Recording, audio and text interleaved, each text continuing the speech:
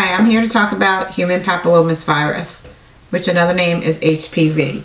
HPV leads to cervical cancer if preventative actions are not taken.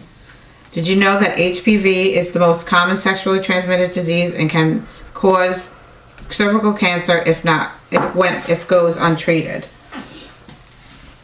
20 million Americans today are diagnosed with cervical cancer, which is caused by HPV. 6.2 million will be diagnosed this year.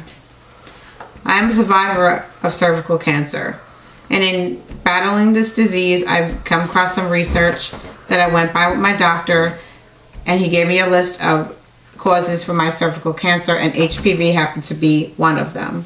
So in my research, I found that this leads to cervical cancer, and this is why I strongly believe in the HPV preventatives for women and girls. This will lower the risk of the girls that go undetected every year.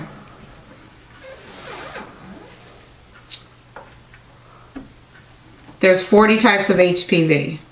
70% of these viruses cause cervical cancer. So today I'm going to discuss with you multiple precautions that you could take and ways that you could prevent and guard yourself against the virus. There are a few actions you can take that have been proven to be effective. The first one being Gardasil. Gardasil is a vaccine for HPV, and it's the only vaccine that helps protect us against the HPV virus. This vaccine is only for females between the ages of 9 and 26. It's prescribed by your doctor, and he will decide if the Gardasil shot vaccine is best fitted for you. It's not a treatment for cervical cancer, it's just to guard you from HPV virus. Unfortunately, at this time, this virus is not meant for men. The other two preventatives you can take are the cervical cancer screenings and the HPV screenings. The cervical cancer screenings are called the pap smears, and what the pap smears detect are any changes in your cells in your cervix. If you get these annually and things come back abnormal, then you need to definitely consult with your doctor, and he will go over the precautions and the risks of the shot and the risk of getting cervical cancer if the women did not take this vaccine. The other one, the HPV test, is also similar to the pap smear. It detects any cell changes in your cervical, and also if the results come back abnormal, you definitely need to consult your doctor. Third one being condoms. Condoms may lower the risk of you getting HPV, but not all the time.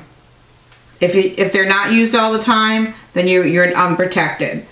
It does not fully protect you from the HPV or any other sexual transmitted diseases. The other one being sexual abstinence.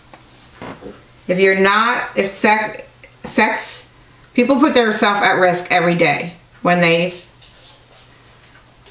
sexually active.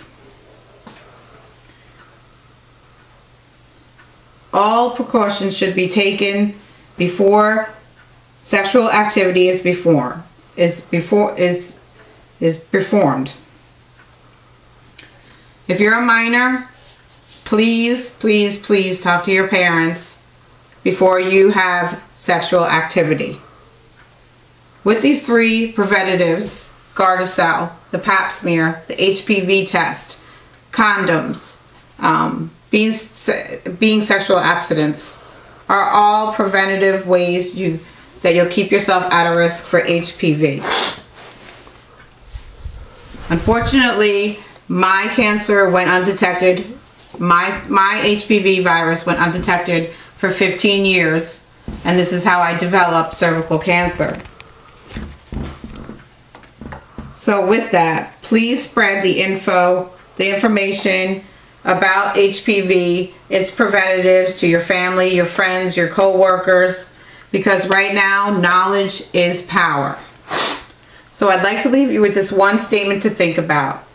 Are you willing to put your friends, co-workers, nieces, granddaughters, any female in your life at risk?